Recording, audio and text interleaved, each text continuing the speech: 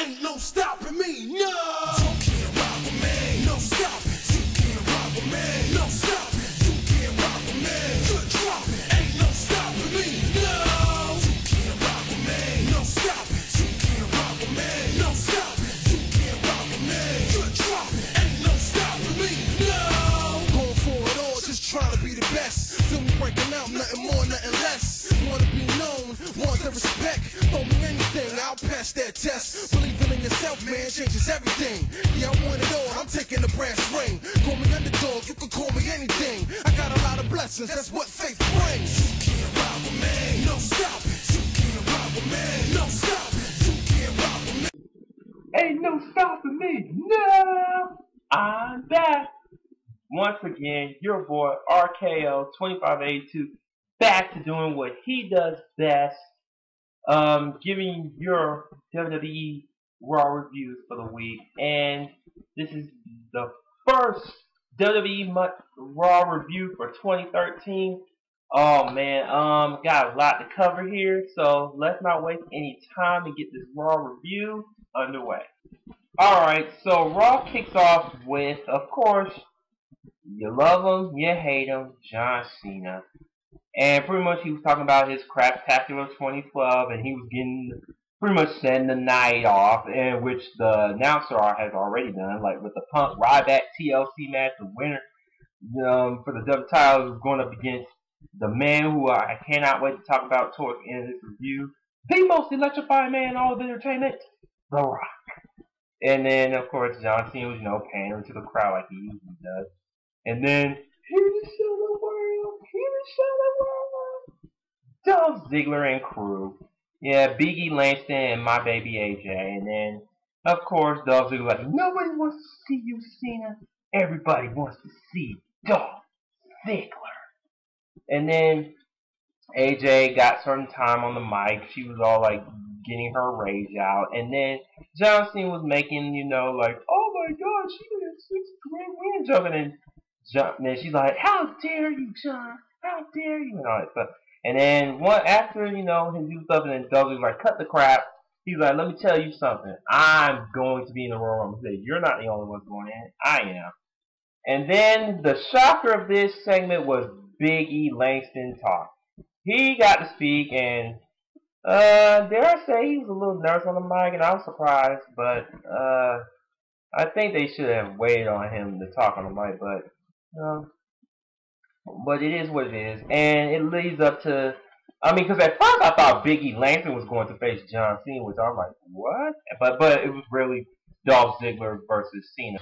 Alright, the first match of 2013 is between John Cena and Dolph Ziggler, and early in the match, Dolph was showing off like he usually does, and then Cena hit that bell to the back. And once the match was starting to get good, then Big E Langston and AJ do their shenanigans. And the referee, of course, was like, you know what, AJ, Big E, you're out of here. So they were sent back to the locker room. So just between Dolph and John Cena as it should be. And there were some close calls, of course. This is a good call. I'm like, Ziggler was hitting everything he had against Cena, and once, after that super kick, I know the second time he took it, I thought he was done, and Cena kicked out in the sleeper, and then knocks out the official. Then Cena had the STFU, and then Big E comes back and then does his move on Cena. I thought for a moment that Ziggler was going to get a cheap win, but Cena, can't fail, and then Big E. Yeah, and then Johnson hits the FU on Dolph Ziggler. 1, 2, 3. Yes, your winner, John Cena. I know a lot of people did not like this move, but for me, my opinion on Dolph Ziggler. I'm not a big fan of his, but just in case for the Dolph Ziggler fans out there, he's going to face Sheamus on the main event Wednesday. Who knows? He'll make it up that night. Alright, we had a Divas match for the Divas title. Could have fooled me. Eve against Caitlyn, and really, I'm surprised we got some time, but in the end, Eve gets counted out, so Caitlyn wins by count out and stuff, so I'm assuming this might lead into a Rumble rematch between the two. That's the only way I can see this going down. Alright, Next, we had my team, my tag team champions, Team Hell No, Daniel Bryan and Kane going against Team Rose Scholar. This match was pretty good, and then once Daniel Bryan saying I was brawling, and once Z5 was getting into the match, once he does that epic usual trademark flip he does, he looked like he hurt his knee, and I was kind of worried. I'm like, tell me Daniel Bryan ain't hurt. He ain't injured. I will say, if he's selling this, I'll give him all the credit, but I'm kind of worried because Daniel Bryan is one of my favorites right now in the current WWE, and I don't want him to get hurt because he's doing so well right now. And Cody Rhodes took advantage and hit him with the boom crossroads. 1, 2, 3. Your winners, Team Rose Scholars, and this should be leading them to get a tag team title shot after them being Team Hell No. So I'm guessing Rose Scholars are back in the hunt for the titles. And here we get to a couple of these matches that I did not give a shit about.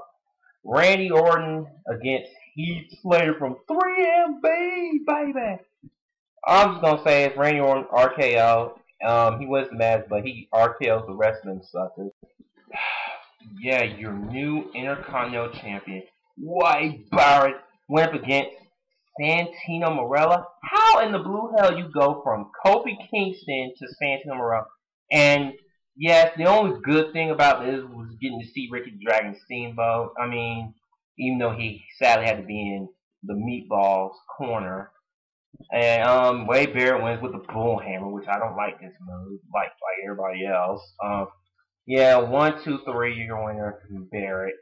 And then I think Ricky was trying to save the meatball, and then he wanted to get some of Barrett, but Barrett backs out. And once again, this man here, your United States Champion, Antonio Cesaro, aka Sagat Cesaro in my mind, went up against the freaking great Khali. I'm like, why are we seeing this match again? I don't want to see this, but we all knew it was leading up to him doing that epic neutrals that they did on main event, and they're gonna do it again on Raw. But for the Miz fans, yep, he was on commentary, and I'm guessing this might lead to the Cesaro Miz feud that they've been I've been reading reports about leading up to this. So yeah, and just when I thought it couldn't get any worse, I mean, when Randy Orton beat the shit out of 3MB, they're like, you know what? Sheamus is going to do the same thing. And I like Sheamus, but you knew what the outcome was going to be. I mean, Sheamus beat up Jinder Mahal, White Noise, Bro Kick. 1, 2, 3, your winner, Sheamus. Up to that point, like the second hour, you can kind of say part of the first hour, Raw was slow. It's like pretty much you didn't give a shit what was going on until this match. This match right here, of course, leading up to CM Punk, your WWE champion he's been champ for as of last night 414 days, but today is 415. Going up against Ryback, beat me more in a TLC match for the WWE title. And now I cannot wait to talk about this match. Alright, the TLC match, I mean, this match right here, I mean, this actually got me hyped up again because, like I said, it was that the Raw was at that point, like, it's like, when's it gonna get good stuff? And I was like chanting Rocky all night. I was like, I want to see the Rock, man. But like I said earlier in the review, that I'll get to Rock towards the end of this review, because you know how they say the best for last, right? So there you go. All right, back to the match. This was a good match. This was very entertaining. I actually liked it. It wasn't bad. Yeah, Ryback was beasting on CM Punk. I mean, I like when he's like, chair or liar. You know, Ryback's few word mind. and then he hit him with the ladder on the suplex. I was like, ooh. And then I like this Punk did. He just when Ryback was using the steel set, Punk was like, bam, knee to the face on his surgically repaired knee, mind you. And then Ryback was beasting on Punk, and then Punk got back in it, and then once Ryback was getting for the boom meat hook, and you know what time it was? Finish it! And Ryback gets Punk thrown to a ladder back and forth, and just when Ryback was gonna look like he was going to win the title, I was kind of worried for a bit. I'm like, I like Ryback and all, but I don't want to see that. I want to see Punk and Ryback. But then the lights went out, and I was thinking in my head like no way. It's like Taker can't. This can't be Undertaker. Then And no surprise, it was the freaking Shield. Yep, they beat the shit out of Ryback once again. Triple powerbomb onto the table and the steps. And Punk, I'm gonna do it like him. And he retains. He's like, oh, rest in the world. Yeah, Punk was just, oh my god. Punk was just like an old dirty bastard. Yeah, I love Punk, but that was just funny the way he was mocking, like, yeah, I won this shit. Yep, and so now it's official once again. Rock Punk still on for the Royal Rumble as it should be. That's how I wanted it. So I cheered for Punk, but that was until the Rock came out. All right, which I'll get to him once again. Next was this right here really pissed me the hell off right here. You had Kofi Kingston go up against the Big Slow, your world champion, and if you blink, the match is over. WMD 1, 2, 3, you're winning the Big Slow. Are you freaking kidding me? It's bad enough Kofi lost Intercontinental title all of a sudden. Now he just got buried by the Big Show. Thanks a lot WWE for making Kofi look like a bitch. Thanks a lot WWE.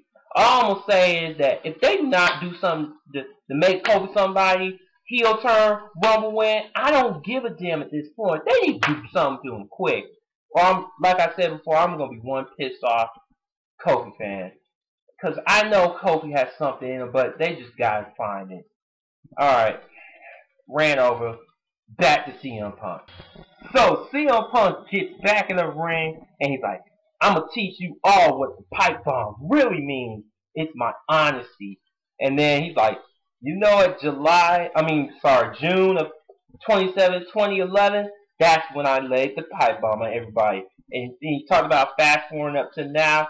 And he's like, oh, you're saying I sold out? Well, let me tell you something. I cashed in.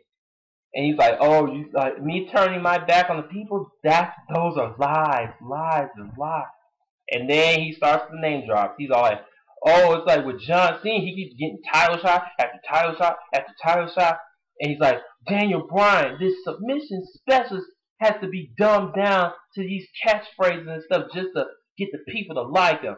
And R-Truth, little Jimmy gets more time than a workhorse like Tyson Kidd. And Brodus Clay, you're taking this monster, dancing, making him dance around, little juke and jive for you. I was like, damn, Punk was on fire with this promo. I mean, and he's like, oh, I'm the longest champion in the modern era. That's just what WWE wants you to think. I'm the champion of all time. And he's like, y'all pay to see me.